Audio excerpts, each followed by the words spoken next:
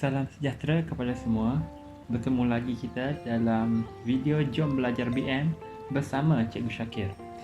Baiklah, pada hari ini saya ingin berkongsi mengenai ayat aktif dan ayat pasif.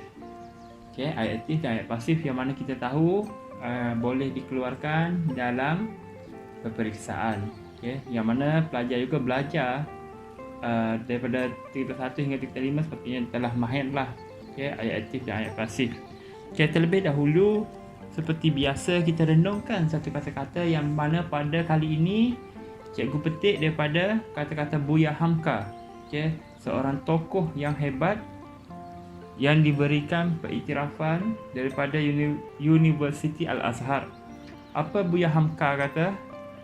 Kecantikan yang abadi terletak pada keelokan adab dan ketinggian ilmu seseorang, bukan terletak pada wajah dan pakaiannya. Apa yang dia cuba sampaikan, tak kiralah kamu handsome ke, cantik ke, pakai baju liklak-liklak, emas belian ada kat baju, tapi kalau tiada adab, tiada ilmu, anda tiada apa-apa. Anda tiada apa-apa. Itulah yang cuba disampaikan oleh Buya Hamka. Kenapa adab dahulu, ilmu kemudian? Kerana orang berilmu belum tentu dia beradab, tapi orang yang beradab mesti dia berilmu. So bila kita menuntut ilmu, jangan kerana ilmu kita rasa sombong diri, tinggi diri, angkuh. Tidak. Kita mesti ada adab. Dan ilmu akan menyusul kemudian. Menuntut ilmu beradab dengan cikgu. Kita teruskan pada tajuk yang ingin kita bincangkan. Pertama sekali, kita mesti kenal. Seperti biasa, tak kenal maka tak cinta. Apa itu ayat pasif? Apa itu ayat aktif? Ayat aktif adalah ayat yang menekankan objek yang ada dalam ayat. Yang menekankan objek. Biasanya kata kerja dalam ayat aktif menggunakan imbuhan yang berhuruf M. Contohnya man, me, mem, meng. Banyak lagi lah. Boleh jadi juga imbuhan apitan, mengkan dan sebagainya. Boleh jadi juga dalam ayat itu kata kerjanya tiada. Tiada apa?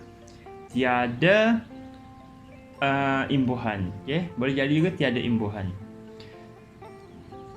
Seterusnya, ayat aktif transitif sahaja dapat dipasifkan kerana ada objek. Sedangkan ayat aktif tak transitif boleh berdiri sendiri tanpa objek. Jika tak pasti ayat aktif transitif dan ayat aktif tak transitif, rujuk cikgu BM anda. Ayat pasif pula. Ayat pasif pula ayat yang menerangkan benda atau orang yang dikenakan perbuatan ke atas dia. Lepas ni cikgu ada sertakan contoh supaya anda lebih jelas di bawah. Yang kedua, bila dia dipasifkan, kata kerjanya bukan lagi menggunakan meng tadi. Bila dipasifkan, dia akan bertukar kepada di. Di apabila kata kerja dipasifkan, tapi hanya untuk kata ganti nama diri ketiga. Pertama dan kedua susunannya selepas ini. Kita tengok slide seterusnya. Ni cikgu sertakan formula binaan macam mana ayat aktif itu dibina dan macam mana ayat pasif pula dibina. Ayat aktif cuma ada satu binaan. Kata ganti nama diri pertama, kedua atau ketiga ditambah dengan kata bantu jika ada. Seterusnya diikuti oleh kata kerja, diikuti oleh objek ataupun orang dan diikuti oleh keterangan jika ada.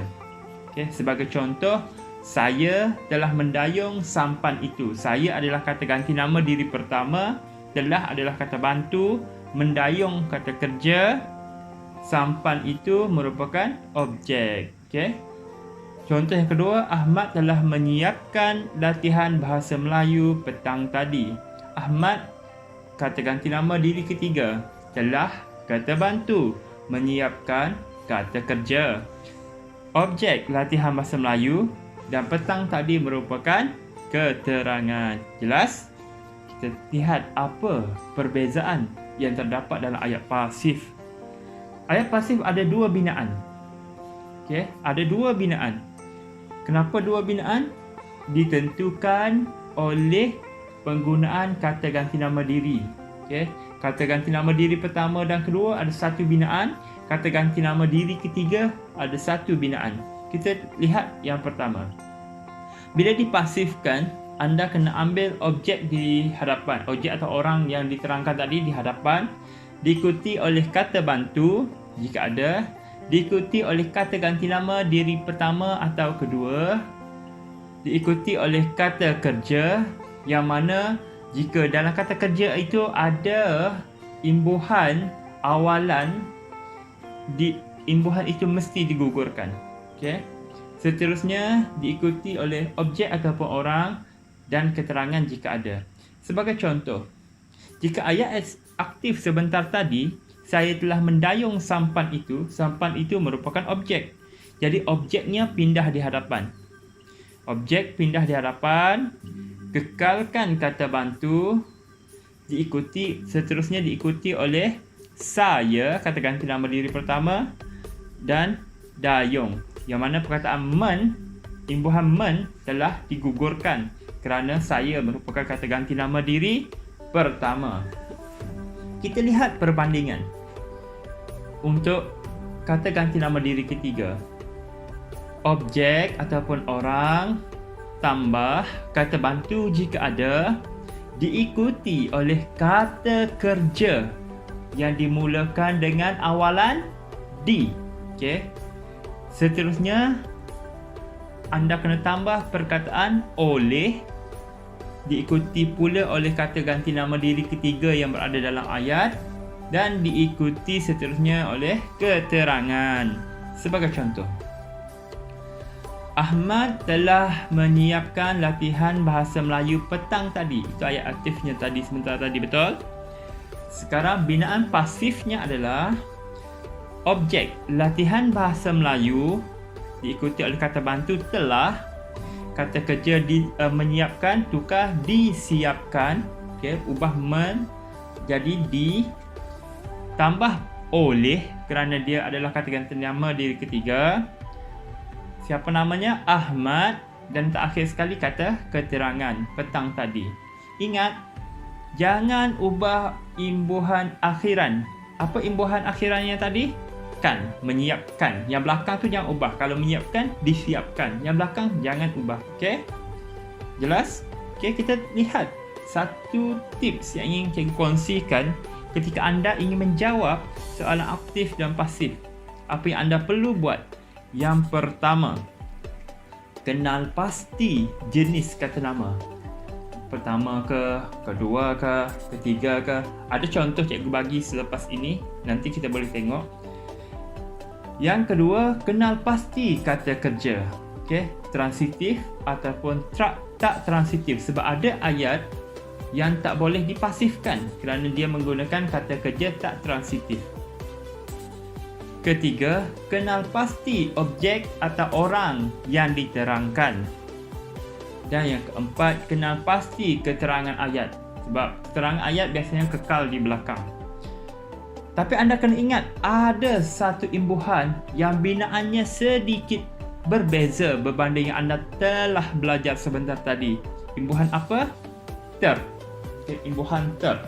Kerana bila kata kerja menerima imbuhan ter, semua kata kerja, kata ganti nama diri pertama, kedua, ketiga akan berada selepas perkataan oleh. Kita lihat contoh. Contoh yang pertama, cikgu guna kata ganti nama diri pertama. Okay, saya. Saya terpijak paku yang tajam itu. Apa kata ganti nama saya? Kata kerja terpijak, paku yang tajam itu adalah objek. Okay? Jadi jawapannya, objek di hadapan, paku yang tajam itu diikuti oleh kata kerja terpijak tambah oleh. Okey, tambah oleh saya di belakang. Hanya untuk tersahaja barulah kata-kata nama diri pertama dan kedua boleh berada di belakang oleh. Kalau imbuhan lain tak boleh. Dia akan berada di hadapan kata kerja. Contoh yang kedua, Amirul. Amirul merupakan kata-kata nama diri ketiga orang lain. Ketiga, Amirul terambil buku Alia. Tak ada kerja betul Amirul ni. Amirul terambil buku Alia. Jawapannya akan jadi Amirul pindahkan ke belakang kan. Okey, so buku Alia di hadapan, objek, terambil merupakan kata kerja, kekalkan, tambah perkataan oleh dan tambah kata nama Amirul. Okey. Cuba renung-renungkan dan selamat beramal. Sekarang kita rujuk kata ganti nama. Ada 3 kata ganti nama diri. Okey, kata ganti nama diri ada 3. Yang pertama, kata ganti nama diri pertama kalau ikutkan cara pemahaman cikgu menerangkan kepada pelajar-pelajar cikgu sendiri, cikgu akan katakan pertama itu merujuk kepada diri sendiri. Siapa yang bercakap? Saya, aku, kita, kami, beta, hamba, patik dan lain-lain lagi jika ada. Okey. Manakala kata ganti nama diri kedua adalah orang yang bersama kita, yang sedang kita bercakap bersama dia. Awak, kamu, anda, engkau, kalian, tuan hamba, saudara, saudari, cikebum, cikebum. Okey. Saudara, saudari, tuan, puan, okey, yang bersama dengan kita, yang kita boleh bersembang dengan dia, depan-depan. Okey. Yang katakan nama diri ketiga pula orang yang tiada kaitan dengan kita, awak dan saya, tak ada kaitan. Dia di tempat lain ataupun di tempat lain lah. Boleh jadi orang, boleh jadi institusi. Institusi ni tempat, boleh jadi benda. Contohnya mereka. Mereka tu kat mana tahu siapalah mereka tu. Dia. Siapa dia tu? Dia tak ada kat situ kan. Baginda merujuk kepada raja ataupun yang di-Pertua Agong. Pihak hospital. Burung itu. Burung tu tahulah pergi kat mana. Sekolah, baju batik. Banyaklah ini. Ini luas skop dia. Okay? Untuk lebih jelas, anda boleh tanyakan dengan guru anda. Okay. Ini saatnya cikgu nantikan. Kita teruskan dengan jom buat latihan. Tapi kali ini cikgu letakkan soalan hanya menggunakan kata ganti nama diri pertama dan kedua sahaja. Jadi cikgu rasa tidaklah terlalu sukar untuk anda. Cuba buat dan cuba fahamkan. Terlebih dahulu kita lihat soalan. Banyak gambar kartun Halloween cikgu letak. Soalan pertama. Kita harus mendaki bukit ini sebelum pukul 5 petang. Kita harus mendaki bukit ini sebelum pukul 5 petang. Apakah jawapannya? Jika tak pasti, hentikan video ini terlebih dahulu, buat jawapan dan lihat sambungannya untuk ketahui jawapan kepada soalan ini. Baiklah, jawapan kepada soalan sebentar tadi ialah bukit ini harus kita daki sebelum pukul 5 petang. Bukit ini harus kita daki sebelum pukul 5 petang. Siapa betul? Tahniah. Kita lihat soalan yang kedua. Saya menghadiahi Ainun sebuah buku. Saya menghadiahi Ainun sebuah buku. Apakah jawapannya? Seperti biasa, hentikan video, buat jawapan dan sambung videonya. Jawapan kepada soalan sebentar tadi ialah Ainun, saya hadiahi sebuah buku. Ainun, saya hadiahi sebuah buku. Lihat, Ainun sedang memerhatikan anda. Soalan ketiga. Okay, Mr. Arnab, Encik Arnab sedang beritahu, kami akan membersihkan halaman rumah pada setiap hujung minggu. Kami akan membersihkan halaman rumah pada setiap hujung minggu? Apakah jawapannya? Jawapannya adalah halaman rumah akan kami bersihkan pada setiap hujung minggu. Halaman rumah akan kami bersihkan pada setiap hujung minggu. Tahniah kepada semua yang telah berjaya menjawab ketiga-tiga soalan dengan betul. Kita teruskan, kita sambung dengan menjawab latihan mengenai kata ganti nama diri ketiga. Anda sudah bersedia? Ayuh kita mulakan. Soalan pertama. Sudah macam main kuis sudah ni. Soalan pertama. Aiman telah membeli seutas rantai emas untuk isterinya. Aiman telah membeli seutas rantai emas untuk isterinya. Apakah jawapannya? Rujuk video seterusnya. Jawapan kepada soalan itu ialah seutas rantai emas telah dibeli oleh Aiman untuk isterinya. Seutas rantai emas telah dibeli oleh Aiman untuk isterinya. Anda betul? Bagus, tahniah. Kita teruskan kepada soalan yang kedua. Ini mudah, soalan yang pendek dan ringkas. Mereka sedang membersihkan kelas. Mereka sedang membersihkan kelas. Apakah jawapannya?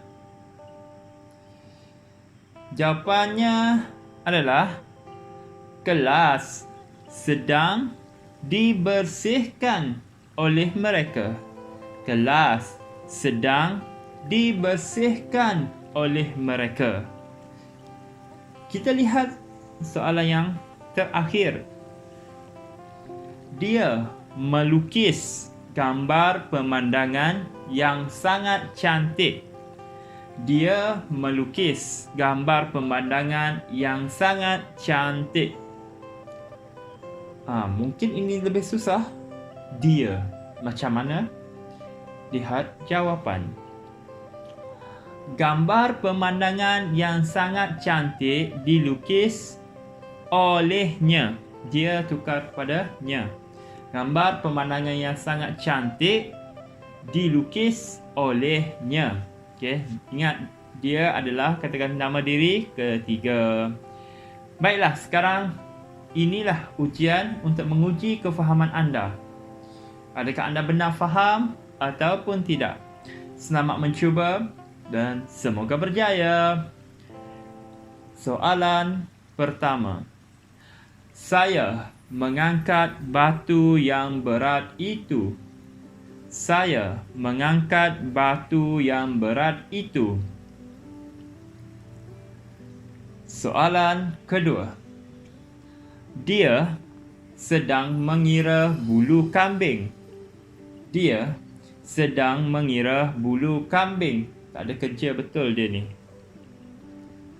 Soalan 3. Maisarah suka tidur pada waktu pagi. Maisarah suka tidur pada waktu pagi. Soalan 4. Saya mengangkat batu yang berat itu. Saya mengangkat batu yang berat itu. Soalan kelima. Kamu harus menyiapkan tugasan ini dengan segera. Kamu harus menyiapkan tugasan ini dengan segera.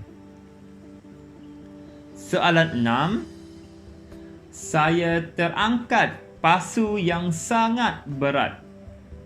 Saya terangkat pasu yang sangat berat. Soalan 7. Patik akan membunuh pembelot itu. Patik akan membunuh pembelot itu. Soalan 8. Pegawai polis sedang menyiasat punca kemalangan tersebut? Pegawai polis sedang menyiasat punca kemalangan tersebut. Soalan 9. Awak mesti menghantar fail ini kepada Cikgu Syakir. Awak mesti menghantar fail ini kepada Cikgu Syakir. Soalan 10. Anda harus membantu orang yang berada dalam kesusahan. Anda harus membantu orang yang berada dalam kesusahan. Baiklah, pelajar-pelajar sekalian, nak tahu jawapan anda betul atau tidak? Tanyalah guru anda. Tanya cikgu anda, "Cikgu, apakah jawapannya?" "Cikgu, semak jawapan saya." Tanya cikgu anda. Semoga perkongsian ini bermanfaat. Semoga membantu anda menjadi pelajar yang lebih baik dan menguasai bahasa Melayu dengan lebih baik. Cikgu doakan semoga berjaya dan dapat menjawab dengan baik dalam peperiksaan. Semoga jadi pelajar yang hebat. Kita jumpa lagi. Sekian. Terima kasih.